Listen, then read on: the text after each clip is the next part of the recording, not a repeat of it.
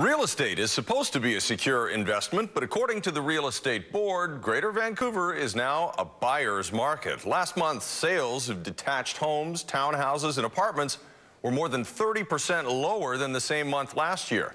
September sales were also well below historical averages in the Greater Vancouver market.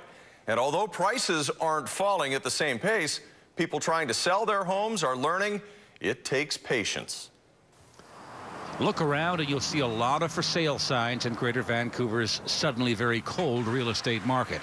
It's a buyer's market with far too few buyers and far too many sellers. In fact, sales have dropped so profoundly, they're almost 42% below the 10-year average. I think a big part of it is consumer confidence. You see a lot of write-ups about what might happen in the marketplace, and there's this 3 to 4 month tug of war that's happened between buyers and sellers.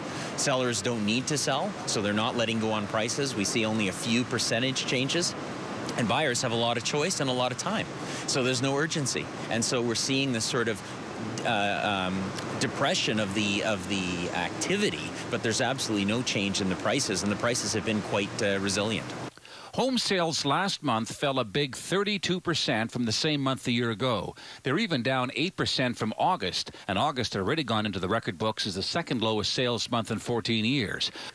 Part of the downturn is driven by Ottawa's changes to mortgage rules that came into effect on July 9th. Well, if you're changing the amortization timeframes from 30 years to 25 years, those people that don't have that larger down payment are now taken out of the market, having to save longer, get help from other places, funds, parents, whatever is happening. And so when you start taking out the first-time home buyer or the entry-level first-time home buyer, that prevents the next person from moving up and so on and so on. Yes, while sales have been dropping, the same can't be said about prices, at least not to the same extent. Benchmark prices for a detached home throughout the Lower Mainland actually climbed, but only by half a percentage point. Townhouse prices dropped 2.7%, and apartments were down 0.7%. And if you look at the 5-year trend, you can see real estate prices in Metro Vancouver peaked in May this year and are now headed lower. When you look at our history, we can go back to 1960 when we were 13,000, now we're at 1 million. But we didn't get there in a straight line. We had some dips and valleys, and I think we're in for a bit of a dip.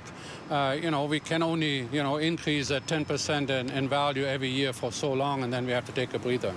To put it simply, only 6 months ago, for every 100 properties on the market, 19 would sell in a reasonable time frame. Last month, that number dropped to just 8.